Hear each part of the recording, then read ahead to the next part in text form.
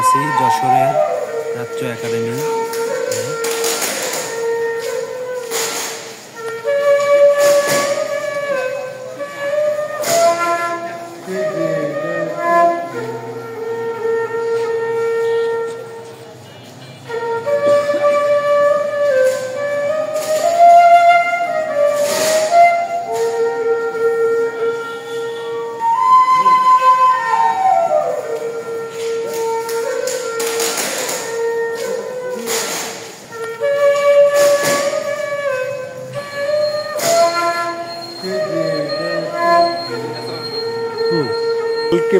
প্রাচ্য একাডেমির সপ্তম প্রতিষ্ঠাবার্ষিকী, আপনার অনুভূতি কি এবং কালকে কেমন হবে, কি মনে হচ্ছে?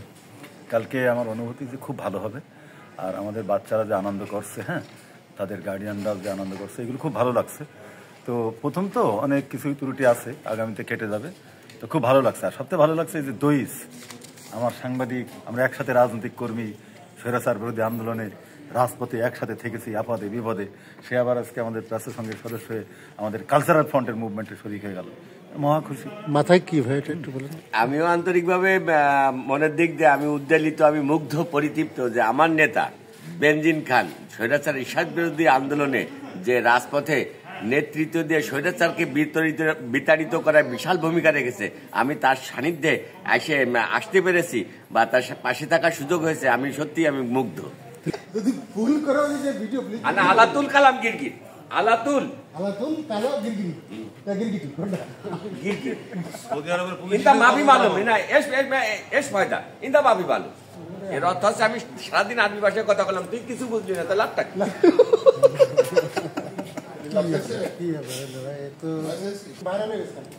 পাশে দাঁড়াও, নতুন সদস্য।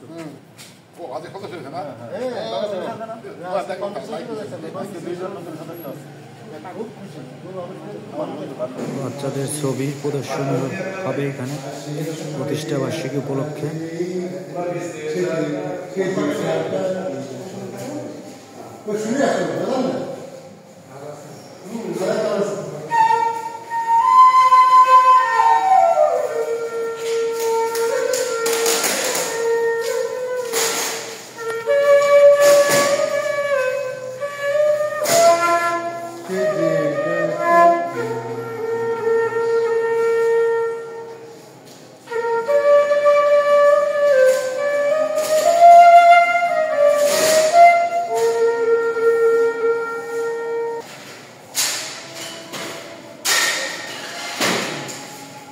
আসসালামু আলাইকুম সুপ্রিয় দর্শক, আমরা দাঁড়িয়ে আছি যশোর শহরের সার্কিট হাউসের পেছনে অবস্থিত ঐতিহ্যবাহী প্রাচ্য সংঘ ক্যাম্পাসে।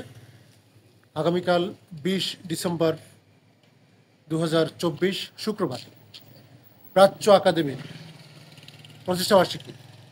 এই প্রতিষ্ঠাবার্ষিকী উপলক্ষে বর্ণিল সাজানো হয়েছে প্রাচ্য সংঘ ক্যাম্পাস। শুক্রবারে এই প্রাচ্য একাডেমির যে প্রতিষ্ঠাবার্ষিকীর যে উদযাপন, যে আয়োজনের উদ্বোধন করবেন যশোরের জেলা প্রশাসক মোহাম্মদ আজাহারুল ইসলাম, এবং এই আয়োজনে থাকছে প্রাচ্য একাডেমির শিক্ষার্থীদের তাদের নিজের হাতে অঙ্কন করা চিত্রকর্ম, তাদের আবৃত্তি, তাদের অন্যান্য সাংস্কৃতিক অনুষ্ঠান, এবং বাচ্চারা বড়রা সবাই মিলে, তা অভিভাবক এবং শিক্ষার্থীরা সবাই মিলে একটি দারুণ সময় পার করবে আগামীকাল। আমরা সে অপেক্ষা থাকলাম এবং সেই অনুষ্ঠান থেকেও আপনাদেরকে আমরা আপডেট জানাবো। ধন্যবাদ। আচ্ছা, একটা বিষয়, যে এই যে প্রাচ্য সংঘ এই যে সপ্তম বছরে পদার্পণ করলো, শুরুটা কেমন ছিল? প্রাচ্য একাডেমি এটা যশোর শহরের একটি প্রাণকেন্দ্রে অবস্থিত, প্রাচ্য সংঘেই অবস্থিত, প্রাচ্য সংঘের একটি সিস্টার কনসার্ন।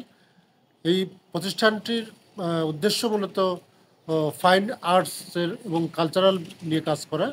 ফাইন আর্টসের যতগুলো শাখা আছে, গান, আবৃত্তি, নৃত্য, অভিনয়, এই সমস্ত, যে গিটার, তবলা, এই সমস্ত কিছু নিয়েই তারা কাজ করছে, তারা ফিল্ম নিয়ে কাজ করছে। তো এই প্রথম দিকে যাত্রাটা তাদের জন্য আসলে একটু কঠিনই ছিল, কারণ মানুষ এখানে আনতে যে কিছু সময় পার করতে হয়েছে, তাদেরকে বুঝতে কষ্ট হয়েছে আসলে এই প্রাচ্য একাডেমিক কী ধরনের দর্শন তারা লালন করে, কী ধরনের নৃত্য বা কী ধরনের কালচারাল অ্যাক্টিভিটিস তারা করে, এইটা বুঝতে মানুষের একটু সময় লেগেছে। কিন্তু এখন মোটামুটি এইখানকার অভিভাবকদের ভিতরে তার ভিতরে পজিটিভ ধারণা তৈরি হয়েছে। এই জন্য যে এই প্রাচ্য সংঘের সমস্ত কার্যক্রমই বাংলাদেশকে নিয়ে, বিশ্বকে নিয়ে এবং আলোর পথের পথযাত্রী, তারা যা করতে চায় সব কিছু একটা উন্নত সমাজ তৈরি করার ক্ষেত্রে অবদান রাখে, উন্নত রাষ্ট্র, পরিচ্ছন্ন রাষ্ট্র এবং ইনসাফভিত্তিক সমাজ গঠনের দিকে তাদের এই আন্দোলন। ধন্যবাদ। আচ্ছা, এই যে চিত্র প্রদর্শনী এবং যে আলোচনা সভা হবে এবং সাংস্কৃতিক যে অনুষ্ঠান হবে, এইখানে কি মানে এই সাধারণ লোকজনের আসার সুযোগ আছে কিনা, দেখা চিত্র প্রদর্শনী দর্শক, দেখার? খুবই গুরুত্বপূর্ণ একটি কথা যে এইখানে যেহেতু প্রাচ্য একাডেমি নিজস্ব প্রোগ্রাম, এই প্রোগ্রামে কি বাইরের লোক এলাও কিনা? হ্যাঁ, অবশ্যই, এটা উন্মুক্ত সবার জন্য। অভিভাবকরা আসবেন, তাদের স্বজনরা আসবেন, এখানে যে কোনো মানুষ, যে কোনো ধরনের সাংস্কৃতিক ব্যক্তি যারা সংস্কৃতিকে ভালোবাসে, তারা যে কোনো মানুষ এখানে উন্মুক্ত, তাদের জন্য সবাই আসতে পারে, দেখতে পারে, এই চিত্র প্রদর্শনী দেখবে। প্রয়োজন তারা যদি কারোর চিত্র পছন্দ হয়, চিত্র তারা কিনতেও পারবে এবং এই সাংস্কৃতিক অনুষ্ঠানে তারা অংশগ্রহণ করতে পারবে, যে কেউ। আচ্ছা, এইখানে তো এই আমরা কিছুদিন আগে জানতে পারছিলাম যে ইন্ডিয়া থেকে একটা চিত্র প্রদর্শনীর জন্য একটা কোলাবোরেশন হয়েছিল। এই ভবিষ্যতে কি এরকম কোনো কোলাবোরেশন হবে কিনা এখানে? এটা গুরুত্বপূর্ণ প্রশ্ন যে কিছুদিন আগেই এই ক্যাম্পাসে ইন্টারন্যাশনাল আর্ট এক্সিবিশন হয়ে গেল। সেখানে ভারত এবং বাংলাদেশের শিল্পীরা তারা এই আন্তর্জাতিক চিত্র প্রদর্শনীতে অংশ নিয়েছিলেন।